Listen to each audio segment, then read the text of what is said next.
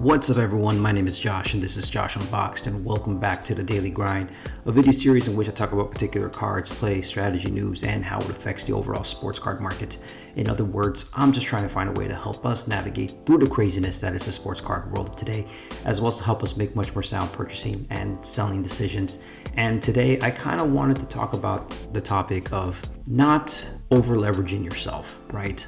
I mean, by no means am I any sort of financial advisor, but I think the number one thing when we're dealing with sports cards or any type of hobby or any type of collectibles market is not to over leverage yourself, not to put yourself into a hole and then try to dig yourself out of it, right? I think that's the last thing I would want to happen to anybody that's jumping into certain hobbies, collectibles, in terms of trying to see an investment potential. That's one of the things to be wary of. I mean, especially in the sports card market where there's a lot of things going on. There's so many different avenues, so many different sports, right? Basketball, baseball, football, soccer, hockey. You can even go to the other trading card collectibles like Marvel, Harry Potter, so on and so forth, Garbage Pail Kids. So many different things that we can easily get distracted with and start trying to dabble in so many different things to the point where you're over leveraging yourself. We got a bunch of content creators out there that, we all like to talk about certain topics, whether it's about a market heating up or cards that are rising, top 5 cards that are increasing in value. And, usually when I watch those videos, I can't help but feel some sort of anxiety, that fear of missing out as people are talking about certain cards or they're showing certain cards to the point where I feel like I got to get these cards now before they start blowing up because now this person is talking about it.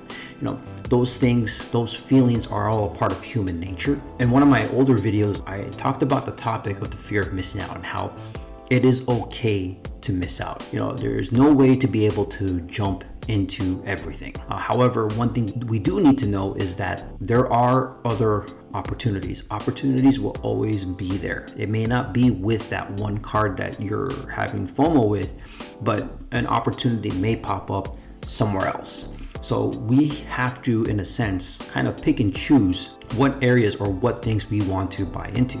I think first and foremost, one thing we always have to keep in mind is that this is a hobby.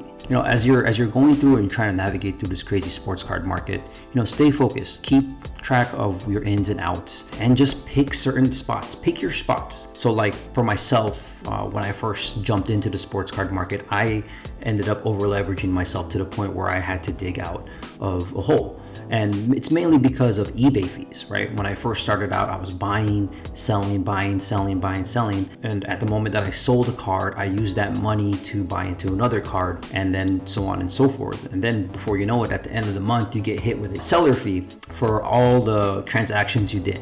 And when I got that seller fee, I was like, oh man, I kind of over leveraged myself because I started using the profits that I made from my sales to buy into other cards, and without even taking any kind of thought to any type of seller fee. And then now I'm doing that whole eBay managed payment thing, which is a pain in the butt, especially when it comes to payouts. But the one pro out of it, if anything, is the fact that I don't have to worry about those seller fees anymore as they take it out from the sale. So it allows me to focus with what money I'm actually profiting off of, or the money that I've made, and being able to use that for future purchases, future investments, if you will. Yeah, I've made those mistakes, and now it's kind of like, okay, I don't want to make that mistake again, because what ends up happening is that you end up having to find a way to get yourself out of the hole.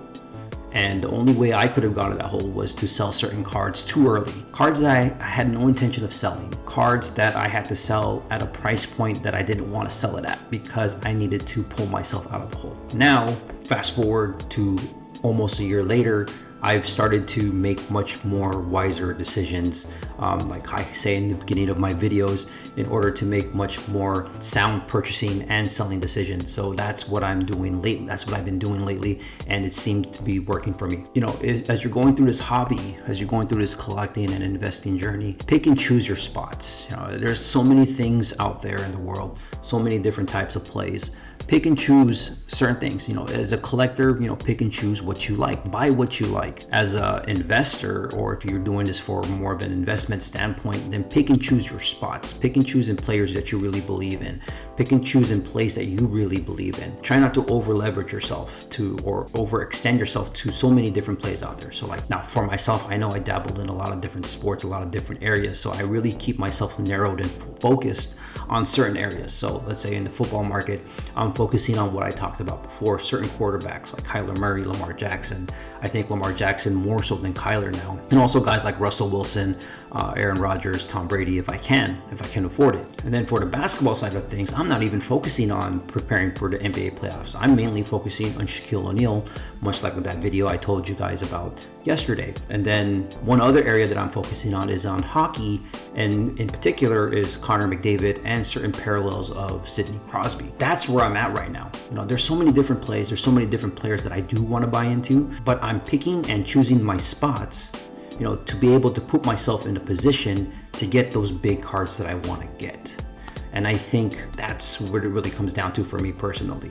Now, whatever you decide to do or whatever you have in your mind or however you're playing this out is how you're doing it. But I guess word of caution is to not put yourself in those positions to where you get stuck, you put yourself in a hole and you have to dig yourself out. Like I said, I am no financial advisor, but this is something that can affect many, many people out there. So just be cautious, make those sound purchasing and selling decisions, pick and choose your spots, and don't over leverage yourself, don't overextend yourself to many different facets of the hobby. Be wary of FOMO. It's okay to miss out. There's going to be plenty of opportunities, maybe not with that particular card that you're trying to buy, but with many other areas within the sports card market. So I just wanted to throw out this quick video like this, talking about this topic, because I feel like this is something that needs to be brought to the forefront. As we're seeing a lot of cards reach all-time highs, and we're seeing run-ups and dips. This is very cyclical, so that's why it's very important to pick and choose your spots. So I hope you guys found some value in this. If you guys did, go ahead and hit the thumbs up button. If you haven't yet, please consider subscribing. And with that being said, my name is Josh, and I'll see you guys in the next video. Later.